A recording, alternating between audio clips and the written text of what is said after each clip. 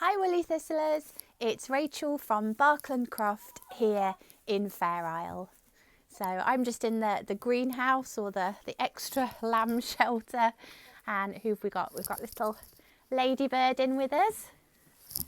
We've got Snowball and just heading out is Rainbow Bright, and we've got Sylvia and Mrs Ruffles, the hens.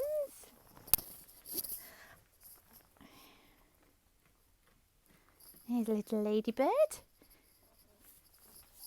She is one of Lorenzo's twins, and her brother, thank you, was Little Man, who sadly died. But on a positive note, I just wanted to say a huge thank you to, I think it's Michelle, who sent me this absolutely gorgeous hat in the post. It really was such a treat to open it. I love green. This colour is absolutely stunning, and I can just imagine the hard work and the amount of time that went into knitting it. So hats are so vital here because it's kind of cold, wet, windy for kind of 8-9 months of the year.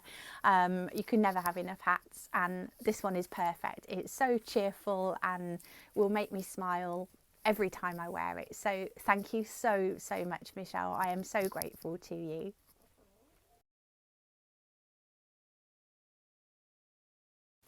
I do have one thing that I owe you all a big apology for, and that's to do with the comments on the YouTube videos. So many of you left such kind comments about Blossom when she passed away, and I read them all at the time, but I just didn't feel up to replying to them at that point. So this last week, I finally felt ready to kind of bite the bullet and go through them all again and write replies to them. And I did. I sat down and it took me most of the afternoon. And then the next day I thought I'd go back and reply to comments on my most recent video, which I did. And when I looked at the video about Blossom and the comments, none of the replies that I'd posted were visible. You can see that I've liked comments, but not a single reply seems to be up there. I don't know what I did, because it showed that it had posted them after I'd typed them out, but they're not showing now. So it may just be a glitch with my laptop. I don't know. I'm hoping that might be the case. But please know that if you did post a comment, on any of my videos, but especially the one about Blossom's passing, and it looks like I haven't replied to you, please accept that I did reply. I promise I did, and I really am grateful to you for taking the time to put a comment up. I'm so sorry, I don't know what's happened, why they haven't actually posted, so I really am sorry about that, but I do thank you all for your kind comments and thoughts. In my last video, I had a couple of questions from Valerie. One of the questions was to do with the hill sheep and lambs and fleeces, and I'm going to talk about that in another video in the future. But her other question was to do with the docking of tails of the sheep that we have here, so I'll answer that now.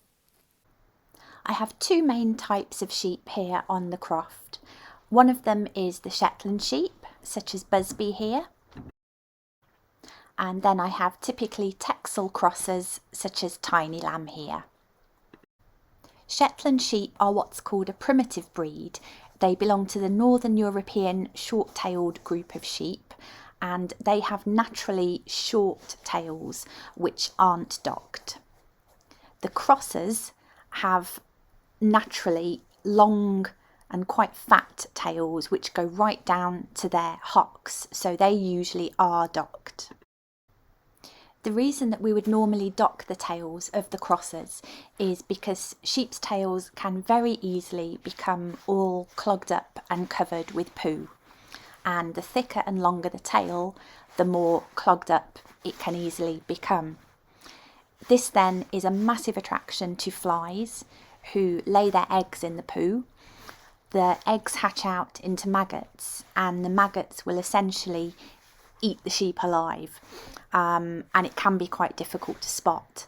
So it's essentially a preventative measure to stop the sheep getting this horrid fly strike. Tiny Lamb didn't get his tail docked because you can only legally do it up to the age of 7 days old, and as you can see, he was such a tiny lamb when he was born that I didn't think he was strong enough to go through with it. The way the tails are docked is we put on essentially a very tight rubber band onto their tail. It never seems to bother them, and it just cuts off the blood supply and the bottom of the tail drops off. It's important to stress that we're not removing the whole tail. They are left with a tail which will cover their bottom and private parts, as it were, so we're not completely depriving them of that natural appendage. So I really hope that answers your question, Valerie. 2023 got off to a very cold start here on the island, with about 3/4 of an inch of ice on the feed troughs that morning. We saw some very rare nacreous clouds. On another day, we experienced this incredible sunset and double rainbow.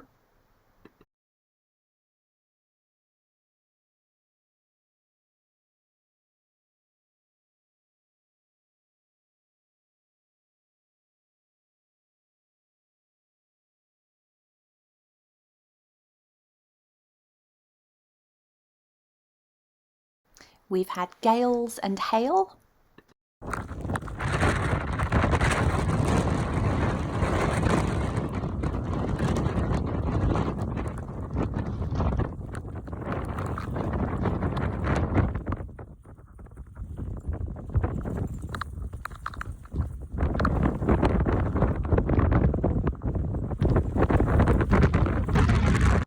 But the main feature has been water, lots of it.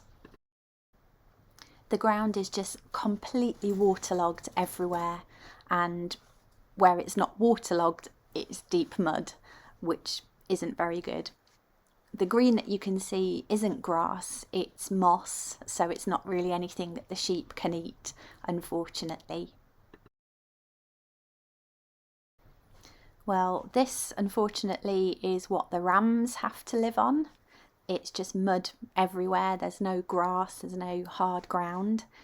Thankfully, at least they have the big garage where they have their silage and their nuts and dry straw to bed down on.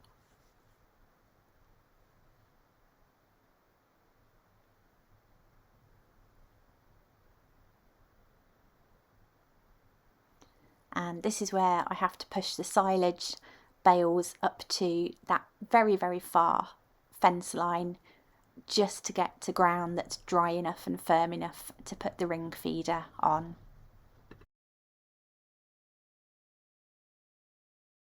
I've even had to build a walkway for the sheep and for myself just because the mud is so deep. In parts it's coming up really up to the armpits of the lambs if they tread into the wrong bit of it. Sadly, this won't dry out anytime soon, so I'd say we probably still have another couple of months of the ground being like this or getting worse before it gets better.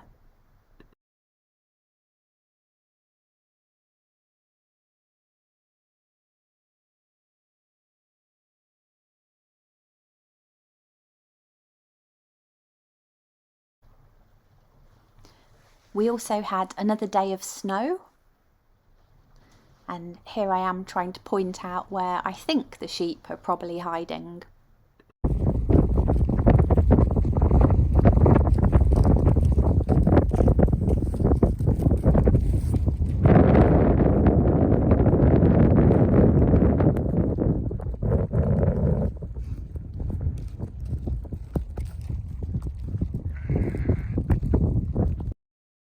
Of course, it always seems to be the way that I experience the worst of the weather when I'm out feeding the sheep in a morning, and as soon as I've finished doing all my outdoor chores, the clouds clear and the sun comes out.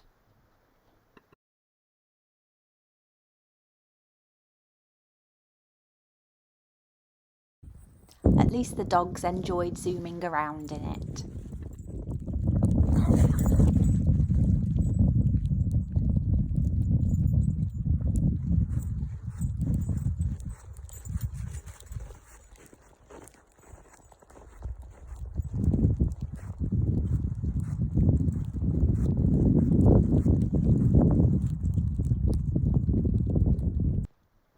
The cats, however, refused to come out from under their blanket and spent the entire day in there.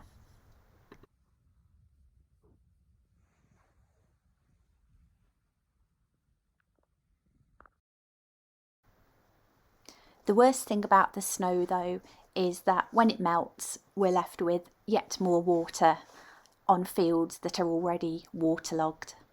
So it's going to be a long time before all this drains away enough and dries up enough that we can have some solid ground again and the grass can start growing.